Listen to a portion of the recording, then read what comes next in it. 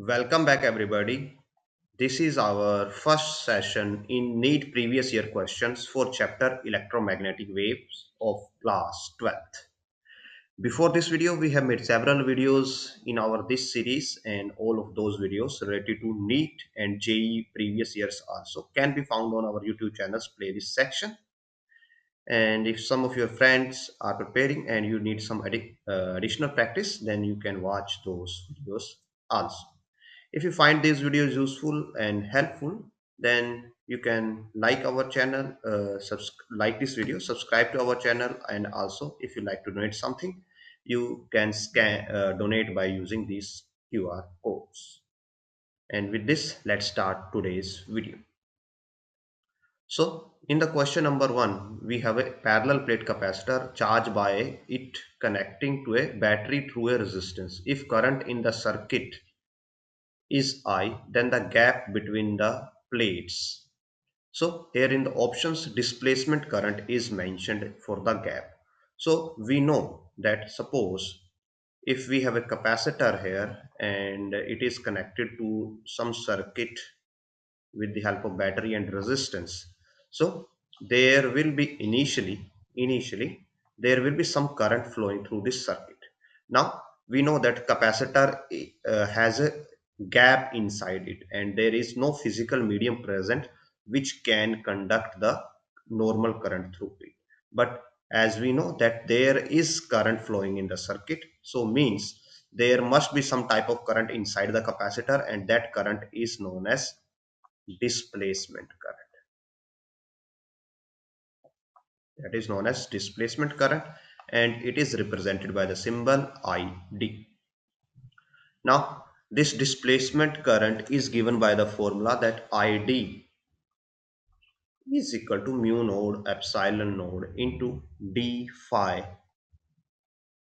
by dt, and it can be further also written as mu epsilon node times area into dE by dt, where dE by dt is the electric field derivative with respect to time.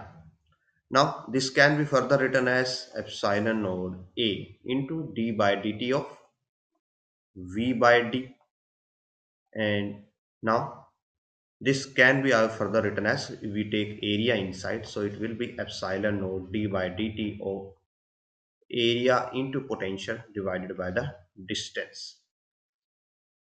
Now we know for a capacitor that C is equal to epsilon node A by D, and charge is C times V. So substituting value of C here, we will get epsilon node A into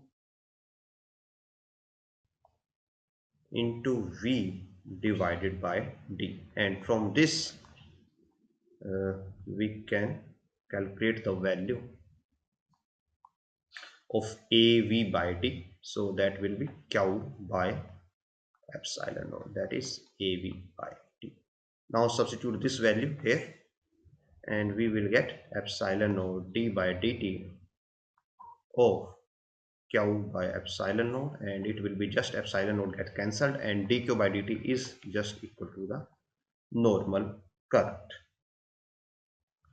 So displacement current is equal to displacement current is equal to in magnitude and also in the same direction. So that is option here. Displacement current of the magnitude equal in I flow in the same direction as R. Let's move to the next one. Capacitor of capacitance C is connected across an AC source of voltage V, where V is given as V naught sin omega t. The displacement current within the plate of the capacitor would be given by. So we have to find the value of displacement current. Now we have that V is equal to V naught sine of omega t. Now we know that normal current and displacement current are equal. So we can write that displacement current equal to normal current, that will be equal to dq by dt. And we know for a capacitor, Q is C times V. So it will be CV node sine omega t. Taking derivative, and we will get CV node omega into cos of omega t. And if you match it, that will be C V node omega cos of omega t. That is option B here. So option B is the right answer for this question. Let's move ahead. Here, if the permittivity of ratio of relative permittivity and relative permittivity of a uniform medium is 1 by 4, the ratio of the magnitude of the electric field intensity and magnetic field intensity H of the EM wave propagating in that medium will be. So we have to find out ratio of E by H. So we know that E by H is equal to under root mu by epsilon, and that can be written as mu can be written as mu r into mu naught, and epsilon can be written as epsilon r into epsilon naught. Now here the ratio of relative permeability to relative permittivity is 1 ratio 4. So mu naught by epsilon naught ratio is mentioned here, and mu r by epsilon r ratio is mentioned here, that is 1 ratio 4. So this will give us 1 ratio 4 into under root 120 pi, and this will give us, okay, we need to correct it here, that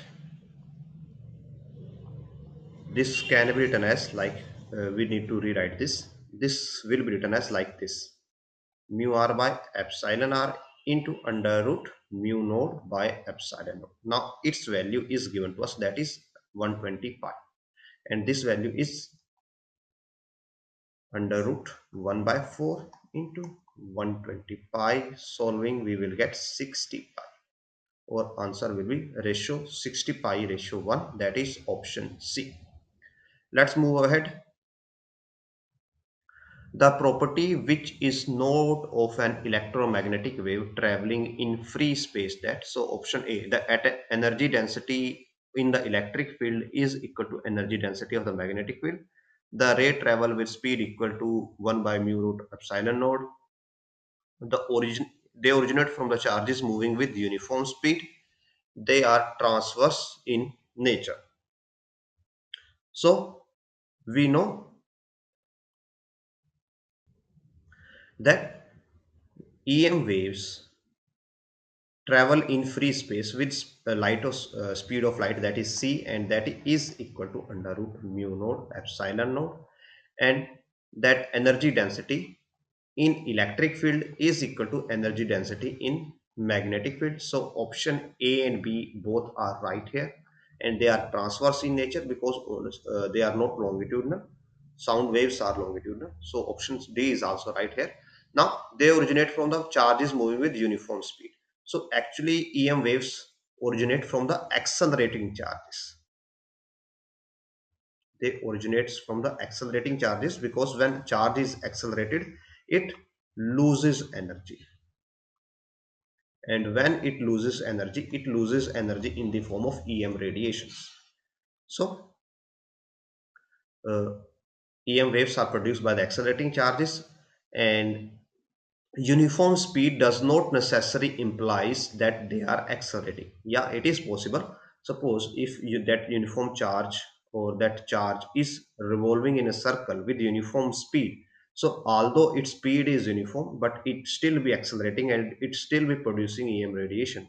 But that is a one particular case, and if that same charge is moving in a straight line with uniform speed, then it will not be radiating any EM radiation. So option C has, we cannot say that option C is true for all normal cases or all general cases. So option C will be wrong here, and we have to find the wrong answer here. So option C is the answer required for this question.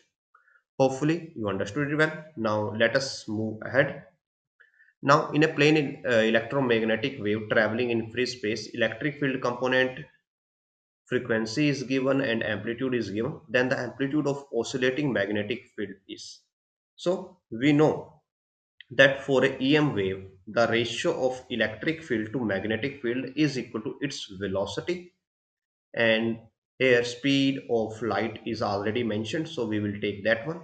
So we can write that 48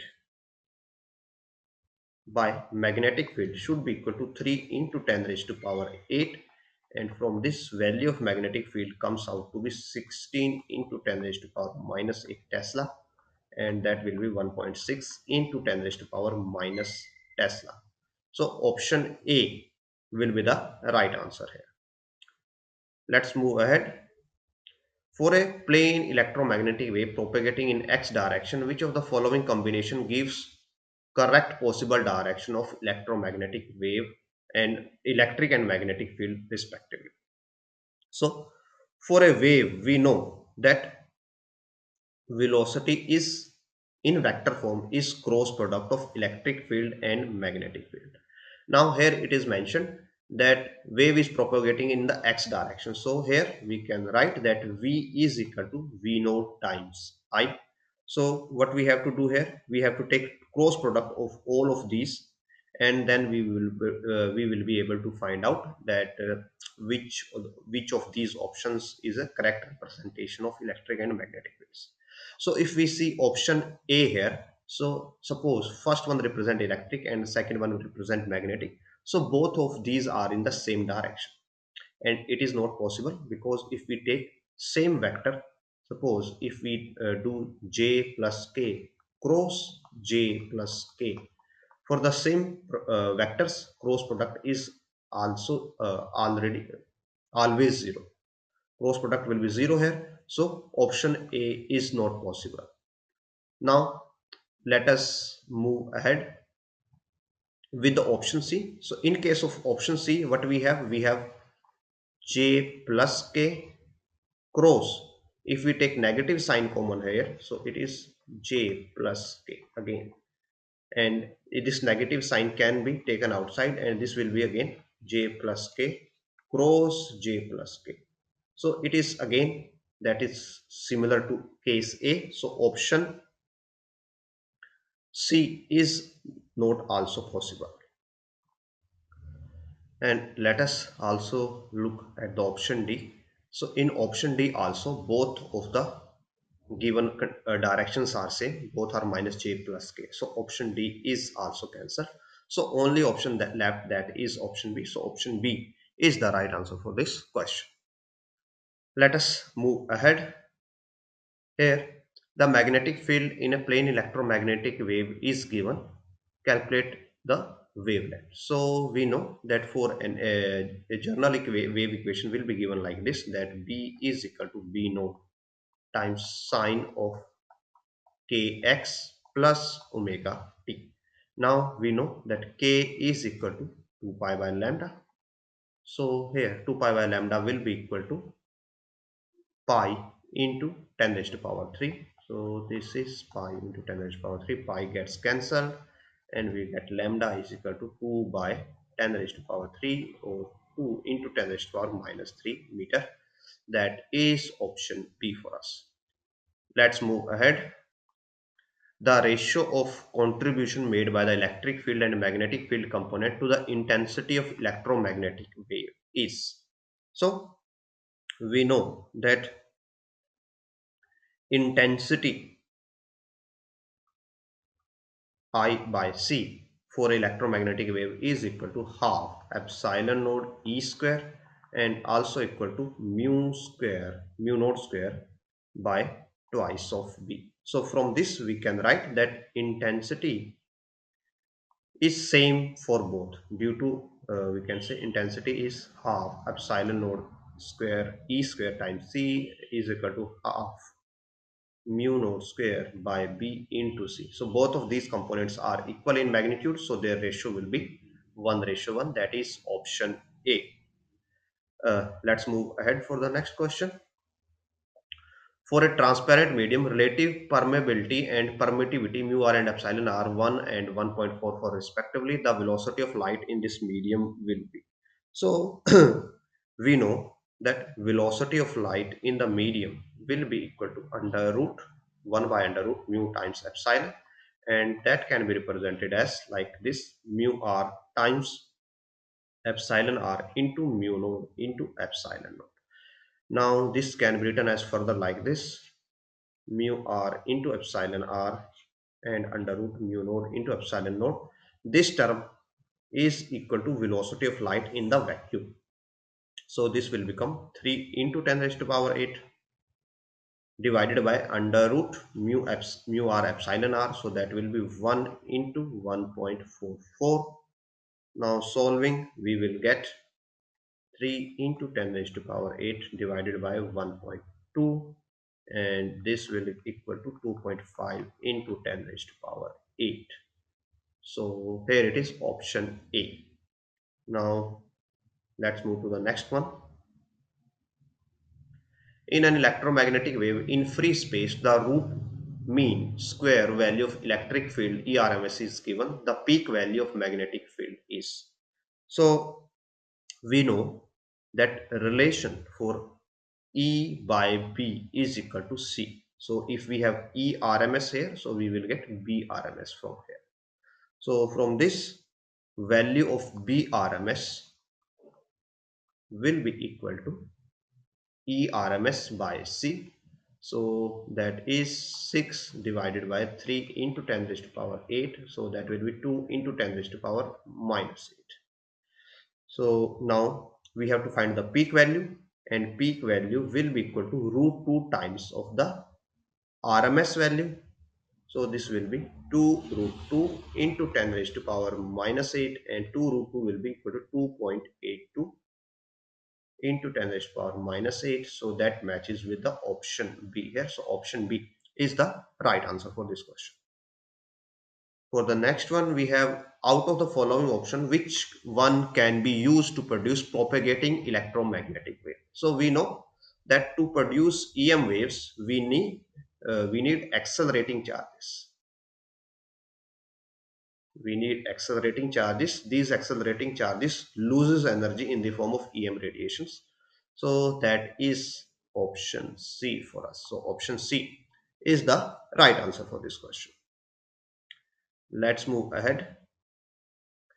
An electromagnetic wave of frequency 3 MHz passes from vacuum into dielectric medium with relative permittivity or epsilon 4. Then, now we have to find out regarding wavelength. So we know that frequency remains unchanged. So if frequency is unchanged, and assuming that our medium is non-magnetic, because once the wave enters into the medium, so its velocity will be given by the relation that 1 under root 1 by mu times epsilon, and that can be written as mu r times mu naught into epsilon r times epsilon naught. So if medium is non-magnetic, then for that mu r will be equal to 1, and this is our assumption here. So V will be equal to 1 by epsilon r into mu naught epsilon naught. Now we know that 1 by under root mu naught epsilon naught is equal to speed of light, that is 3 into 10 raised to power 8 divided by under root epsilon r, that is 4 here. So this will give us 2, and from this we will get velocity is equal to 1 into 10 raised to power 5, 1.5 into 10 raised to power 8. Now velocity will be equal to lambda times frequency, and frequency stays the same. So we can write that 1.5 into 10 raised to power half will be equal to lambda into frequency, that is here 3 megahertz. So 3 into 10 raised to power 6. So, and from this we can find out that lambda will be equal to 1.5 10 raised to power 8 divided by 3 into 10 raised to power 6. So this will be half into 10 raised to power 2 meter, or this will be basically 50 meter. That is lambda in the medium. Now lambda in vacuum will be, for vacuum we can write 3 into 10 raised to power 8 speed of light in vacuum into lambda v into frequency, that is same, that is 3 into 10 raised to power 6. So from this 3 can cancel and we get lambda vacuum is equal to 100 meter. Now lambda in medium is 50 meter. So we can see here that wavelength reduces by factor of 2, and that matches with that wavelength is held and frequency remains unchanged. So option B is the right answer here. Let's move to the next one. The ratio of amplitude of magnetic field to the amplitude of electric field in electromagnetic wave propagating in vacuum is equal to. So we have a ratio of magnetic field. So B divided by E. And we know for EM wave, E by V is equal to velocity of light, or C. So B by E will be inverse of that. So it will be reciprocal of the speed of light in vacuum. So that is option B here. Now let's move to the next one. The electric and magnetic field associated with an electromagnetic wave propagating along positive z-axis can be represented by. So here we know that velocity of light in vector form is equal to cross product of electric and magnetic fields. Now velocity is along positive z-axis, so we can write that v is equal to v naught times k. So sorry, v naught times k. Now we have to find that what value of E and B we can substitute here so that we get V naught into K, or direction must be the same. So suppose what we can do here, if we take, let's make a table here. So E and B, and here we will get E cross B. So if E is I and B is J, we will get K. And if we take reverse, if E is J and B is I, then we will get minus of K. So the only possible answer is that E must be in the X direction and B must be along the Y direction. So here we have option D that matches with this criteria. So option D is the right answer for this question. Now let's move ahead. The electric field of an electromagnetic wave in free space given by this value, where t and x are in second centimeter respectively, it can be inferred that, so we have to find lambda, k, wave amplitude, and wave propagating in the which direction. So let's start. Let me adjust pen width slightly. So here E is equal to 10 cos of 10 raised to power 7t plus kx. So we know a generic equation will be given like this: E node cos of omega t plus kx. Now by comparing both of these, we can get that amplitude of electric wave will be equal to 10 volt per meter and omega will be 10 raised to power 7. Now, so from that statement we can write that statement number 3 is right here. Now if statement is right, 3 is right, and we know the value of E node is 10 volt per meter, and this wave is in free space. Now from the free space we can write that speed of light will be equal to 3 into 10 raised to power 8, and for a wave velocity is equal to, or we can say velocity is equal to minus omega by k. So from this, if we take only magnitude, so magnitude wise we will get V is equal to omega by k, and from this k will be equal to omega by V. Now omega is 10 raised to power 7 here, and velocity is for the free space, that is 3 into 10 raised to power 8. So what we will get? We will get 1 by 3 into 1 by 10. So that is the value of k, and this can be written as, so k will be equal to 1 by 30, and that will be 0.03, and that does not matches with option 2. So sorry, even statement 2. So statement 2 will be wrong here. Now to find out lambda, we know that k is equal to 2 pi by lambda. So from this, lambda will be 2 pi by k, and 2 pi by k is 1 by 30. So that will be 1 by 30, or this will be sorry, lambda will be 60 pi. And if it is 60 pi, so it will be 60 into 3.14, and that will be approximately equal to 188.4. So statement 1 is also true here. Now from this, let's move ahead. Now for the statement 4, that wave is propagating in the positive x direction. So for to wave move in the positive x direction, either omega has to negative or k has to negative. And while calculation here, we ignore the negative sign. So if we take the negative sign here, we will get our k will become negative, and if our k become negative, then wave will be propagating along the positive x direction.